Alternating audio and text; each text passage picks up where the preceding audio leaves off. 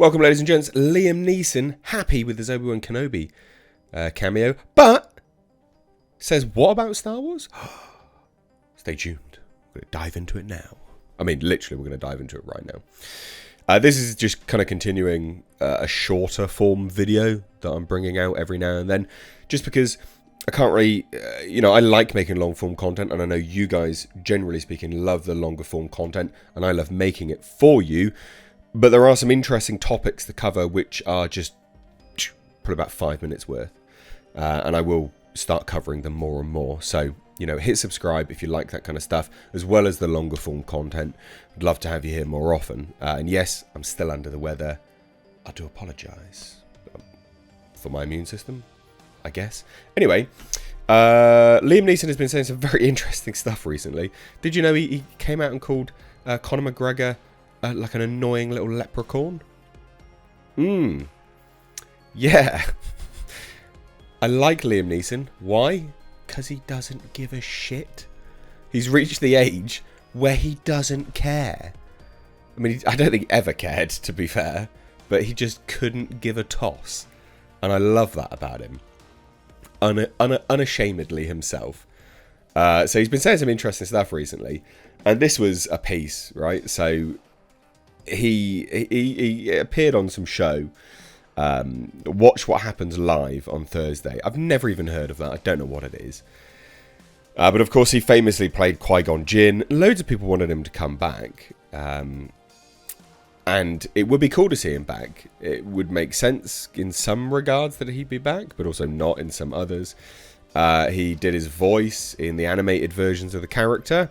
And then obviously last year, which is crazy that it was last year now, although it is it is the new year, isn't it? Obi-Wan Kenobi series, we saw him come back right at the end in live action, and he was a Force ghost, ghosting it up, haunting our video stations.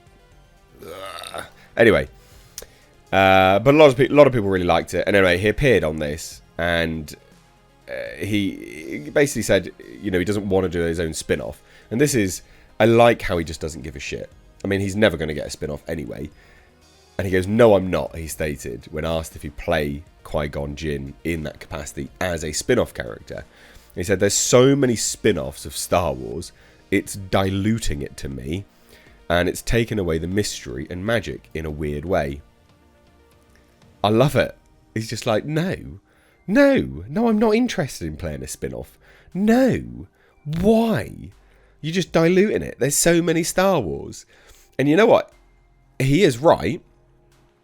He is genuinely right. There are too many spin-offs. There are too many, let's explore the backstory of this obscure character. A lot of them are obviously not obscure, but it is getting to that point. And it's getting to the point where, like, Ahsoka Tano's in everything as well. I'm definitely sick of seeing her in everything. But it's fascinating. It's amazing that he's just so happy to sit there and be like, nah, man, it's just diluting it. I'm not interested. You are removing the magic from it all. And that's the beauty of a lot of these things, is that, I mean, Liam Neeson very clearly understands that the magic in these things is the imagination, right? It's the mystery. It's the air and sense of wonderment. It's like horror, okay? Weird comparison, but it's the same thing. Horror is only scary when it's unexplained. It's the same as this. Your imagination tends to be better than what is laid out and put into canon, right? Generally speaking, we all have our own headcanon for certain bits and pieces, and it tends to be a better, more satisfying, or at least more intriguing explanation than an outright, nah, here's the actual facts. Same as horror. Horror is scarier when it is left unexplained. And he understands this. He just gets it. It's diluting it to me, and it's taken away the mystery and the magic in a weird way. But then he turned to Paul Rudd, because obviously he was there as well. And Neeson then said, we did a TV version. I appeared in the last episode. I had 2 lines to say. 2 lines. And that was cool. I loved doing that. So he's happy just to be like, look, 2 lines were great, mate. I love those 2 lines. They were epic. Keep it chilled. Keep it chilled here. Obviously, he's referencing Obi-Wan Kenobi. But he is right, like Star Wars expanded massively, all of the prequel stuff, loads and loads of prequels, all over the place. There is just too much of it. There is too much. Absolutely too much. And some of it is so paint by the numbers. You know, it's so samely. You know exactly what you're getting. It's homogenous in terms of its story making process. It's boring. So yeah, I thought this was fascinating stuff. Absolutely fascinating stuff. Again, loads of people love it. Loads of people hate it. Is what it is. But it's interesting nonetheless. We're looking like we're probably going to get a bunch of announcements at Star Wars Celebration in April.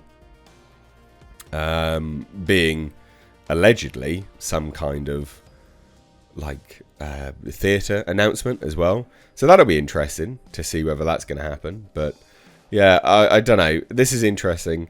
There are some of these spin-offs, because I don't want to be a massive hypocrite either, just as an FYI. There are some of the spin-offs that I really do enjoy. So I'm not one of these Cassian Andor haters. I really liked that series. I thought it was a good series. Because that's explaining something completely like adjacent to the entire world. You know, and it's not interwoven, but it is interwoven on a sort of tangential connections. Just it's sort of there but sort of not, and I like that. That is interesting to me. You know, like they're in the prison. Spoilers, I'm going to spoil something that's been out for a while. They're in the prison, the manufacturing stuff, and that's the basis for parts of the Death Star. You're like, fuck, that's really cool. Those tiny little connections, I like that. Why does that make sense with Cassian? Well, because obviously he's part of the ultimate plan to then steal the plans for the Death Star and get it destroyed. Elements like that are good. That's cool.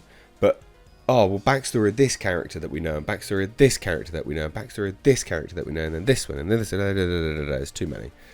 Too many. And I like it. I like Liam Neeson. I like the fact that he's more than happy just to be like, you know, I don't think he'd ever get hired by Disney again anyway, not on like a grander basis, because he had that whole controversy over just saying that he wanted to go and beat up people or something like that. I'm not going to get into ins and outs of it all, but I don't think he'd get hired by Disney anyway, and he's a really good actor. He's a very, very good actor, but I like the fact he's like, no, I don't want a spin-off.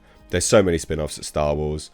It's diluting it to me, and it's taken away the mystery and the magic. But it also confirms that he's a smart guy, and he does understand what makes a product so appealing. And also he hates Conor McGregor, which, cool.